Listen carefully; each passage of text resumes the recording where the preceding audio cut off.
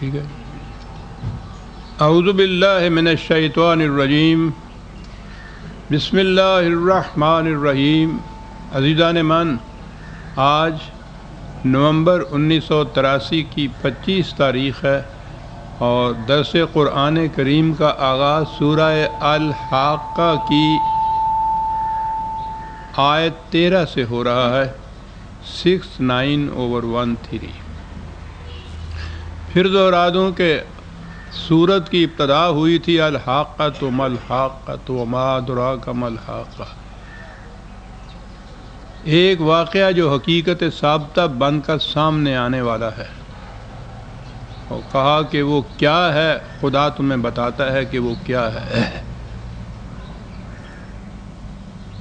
پھر دوہرا دوں کہ ان آخری پاروں کے آخری 2 پاروں میں بالعموم قرآن کریم نے کچھ انقلابات کا تذکرہ کیا ہے. کچھ انقلابات تو وہ ہیں کہ جو طبعی دنیا میں باہر کی دنیا کے اندر نظر آتا آنے والے، وہی چاند پھٹ جائے گا، سورج تاریک ہو جائے گا، ستارے ٹوٹ جائیں گے. میں نے عرض کیا تھا کہ ہم جہاں تک یہ سائنس کے انکشافات ہیں وہی ان کے صحیح معنی ہمیں بتا سکتی ہے. اور آپ کو یاد ہوگا میں نے ایک مورث بقائے کی کتاب کا ذکر کیا تھا، Bible, the Quran and the science. Quran کریم کی یہ آیات جن کا تعلق خارجی کائنات کے طبعی امور سے ہے، اس شخص نے، وہ بہت بڑا سائنٹسٹ ہے، اس نے ان کا مطالعہ کیا اور ایک ایک آیت کا صحیح ترجمہ، صحیح مفہوم بیان کرنے کے بعد اس نے یہ کہا کہ میں دنیا بھر کے سائنٹسٹ کو چیلنج کرتا ہوں وہ بتائیں کہ یہ بات 1300 سال پہلے عرب کی سرزمین کا ایک ان پڑھ شخص اپنی طرف سے کہہ سکتا تھا، جبکہ دنیا میں بڑے سے بڑا سائنٹسٹ بھی اس نقطے تک نہیں پہنچ سکتا تھا جو اس نے کہا ہے. اور آج اس 1500 سال کے بعد جو ہم لوگوں نے سائنس کے انکشافات کیے ہیں وہ اس کی صداقت کی شہادت دیتے ہیں. تو یہ تو وہ چیزیں ہیں جن کا تعلق علوم سائنس سے ہے. تو ٹھیک ہے، یہ تو ذکر للعالمین ہے، تمام نوع انسان کے لیے ایک تذکرہ ہے. اور دنیا کی کوئی قوم ہو، کوئی فرد ہو، جو بھی اس طرح سے ان طبعی حقائق پر پڑے ہوئے پردوں کو اٹھائے گا، اور یاد رکھیے یہ ایجاد نہیں کوئی چیز بلکہ ڈسکوری ہوتی ہے، اکتشاف اور انکشاف ہوتا ہے، پردہ اٹھانا صرف ہوتا ہے، تو وہ یہ بتا سکے گا کہ قرآن کی ان آیات کے مفہوم کیا ہے. دوسرا انقلاب وہ ہے جو مرنے کے بعد کی زندگی سے جس کا تعلق ہے، اس کے متعلق آج کوئی بھی کچھ نہیں کہہ سکتا. آگے بات آئے گی، ایک یقین کی بات ہے، ایک ایمان کی بات ہے. تیسرا درجہ وہ ہے انقلابات کا جو قوموں کی زندگی میں آتا ہے، عروج و زوال کی شکل میں، تباہیوں کی شکل میں. تو قرآن کریم نے یہ کہہ کے کہ میں تمہیں بتاتا ہوں کہ وہ کیا حقیقت ہے جو اب سامنے آنے والی ہے، یہ کشمکش تھی حق اور باطل کی. نبی اکرم صلی اللہ علیہ وسلم کی دعوت کی اور اس کی مخالفت کی، جس میں شدید ترین مخالفت قریش کی طرف سے ہو رہی تھی. بڑے ٹکراؤ تھے، قریباً 6-7 سال تک مسلسل ان کے ساتھ جنگوں کا سلسلہ جاری رہا. تو قدم قدم پہ کہا جاتا تھا ان سے کہ تمہارا نظام باطل ہے، یہ 2 نظاموں کا ٹکراؤ ہے حقیقت میں. تو تم دیکھو گے کہ آخر الامر تمہارا نظام شکست کھا جائے گا کہ یہ باطل کی بنیادوں پر اٹھا ہوا ہے، اور وہ اپنی قوت استبداد استحصال کی بنا پر اس قسم کے جھوٹے فریب میں یا مغالطے میں یا غلط فہمی میں یا خوش فہمی میں مبتلا تھے کہ وہ مذاق اڑاتے تھے اس بات کا کہ یہ ایک خانمہ خراب جسے کہا کرتے ہیں، نہ گھر نہ بار نہ کوئی جماعت نہ کوئی فوج نہ کوئی مملکت، ان حالات میں یہ باتیں کہی جا رہی تھیں، اور یہ ہم سے کہہ رہا ہے کہ ہم تباہ ہوں گے اور یہ کامیاب ہوگا۔ تو قرآن کریم میں ایک تو یہ کہا گیا، اور اس کے لیے اس کا انداز جو ہے تاریخی شہادات کو وہ پہلے پیش کرتا ہے۔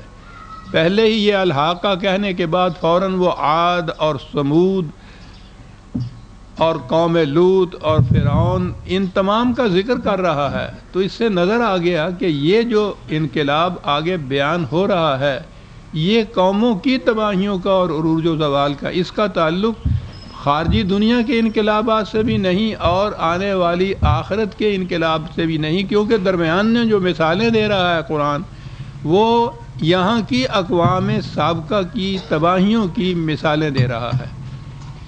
تو آپ نے غور فرمایا نا کہ قرآن کریم کے سمجھنے کا انداز کیا ہے، کہ یہ تینوں قسم کے انقلابات کا ذکر قرآن میں ہے۔ یہاں جو وہ کہہ رہا ہے کہ حقیقت ثابتہ بن کر ایک چیز سامنے آئے گی، تو اس کے بعد وہ اس کے تائید میں شہادات قوموں کے زوال اور عروج کی پیش کر رہا ہے۔ تو یہ انقلاب، اس انقلاب کا تعلق قوموں کے زوال و عروج کے جو اصول ہیں قرآن نے بیان کیے اس سے تعلق ہے۔ اب ان سے کہا جا رہا ہے، پچھلی قوموں کی داستانیں دہرا کر ان سے کہا جا رہا ہے کہ وہ تم سے زیادہ شوکت و حشمت و قوت و اقتدار میں بالا تھیں، تم خود دیکھ رہے ہو ان کی تباہ شدہ بستیوں کی کھنڈرات پہ سے تم دن رات گزرتے ہو، تم ان کی داستانیں اپنی محفلوں میں بیان کرتے ہو۔ فرق اتنا ہی ہے کہ تم صرف ان داستانوں کو بیان کرتے ہیں، ہم یہ بتاتے ہیں کہ ان کا یہ حشر کیوں ہوا تھا، اور بتاتے اس لیے ہیں کہ اگر تم نے بھی انہی جیسا نظام قائم کیا اور جو قائم کیا ہوا ہے تو اس کا انجام بھی ویسا ہی ہوگا جیسا ان لوگوں کا انجام ہوا۔ اور بات یہ قریش تک کی نہیں ہے، یہ تو قرآن تو قیامت تک کے انسانوں کی تمام اقوام عالم کے لیے ایک ضابطۂ موعظت اور نصیحت ہے۔ آج بھی وہ یہ کہہ رہا ہے، یعنی یہ چیز کہ وہ قوموں کے عروج و زوال کے اصول کیا ہیں، وہ اصول ابدی ہیں۔ واقعات ہنگامی ہوتے ہیں، اصول ابدی ہے۔ اور یہ ہے فرق، یہ جو تاریخ کے متعلق کہا جاتا ہے، مورخین ہمیشہ واقعات کو تو بیان کرتے ہیں، ان کے اسباب و علل کو بیان نہیں کرتے۔ وہ یہ تو بتائیں گے کہ فلاں قوم کو شکست ہو گئی، وہ بتائیں گے کہ اتنی فوج تھی، اتنا اسلحہ تھا، اتنی کمزوری تھی، یہ اسٹریٹجک ان کے ہاں ویکنیس تھی وغیرہ۔ قرآن یہ بتائے گا کہ ان کے نظام میں کیا خرابی تھی جس کی وجہ سے وہ قوم تباہ ہوئی ہے، اور یہ ہے وہ چیز جس کا تعلق قیامت تک آنے والے انسانوں سے ہے، کہ ہر قوم یہ دیکھ لے کہ ہمارا نظام اس قسم کا تو نہیں ہے۔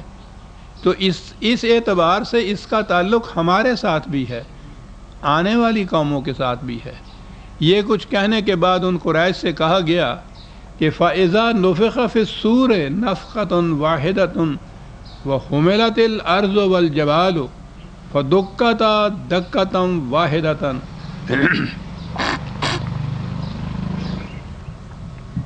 عام ترجمہ میں یہی بات ہے کہ جب سور پھونکا جائے گا، اور یہ چیز جو ہے ہمارے ہاں ہمیشہ قیامت کے لیے اٹھا رکھی جاتی ہے کہ وہاں ایک فرشتہ، وہ پہلے ایک وہ سور ہوتا ہے سینگ جیسی چیز بگل بجانے کے لیے، اس زمانے میں یہ بگل تو نہیں ہوتے تھے، سرناؤ ہوتا تھا، وہ لمبا سا سینگ تھا، اس میں پھونکتے تھے تو اس سے آواز نکلتی تھی۔ تو وہ کہتے یہ ہیں کہ قیامت میں جب مردے اٹھائے جائیں گے تو وہ فرشتہ اسرافیل جس کا نام ہے، وہ پہلے وہ سرنا یا وہ سور میں پھونکے گا، آواز آئے گی، ایک دفعہ آواز آئے گی، تو وہ ایک دفعہ کی آواز پہ یہ نہیں اٹھیں گے، پھر دوسری دفعہ جب وہ زور سے پھونکے گا تو پھر سب اٹھ کھڑے ہوں گے۔ تو سور سے مراد وہ سرنا لی جاتی ہے۔ سور سے مراد یہ جو اعلان جنگ کے زمانے میں جو بگل بجایا جاتا ہے فوجوں کے اعلان کے لیے، یہ اس کو بھی سور کہتے ہیں۔ دوسری چیز یہ ہوگی، اور تیسری چیز جو ہے، یہ تو اس دنیا کی جو آپس میں جنگیں ہوتی تھیں، جنگ کا بگل بجانا جسے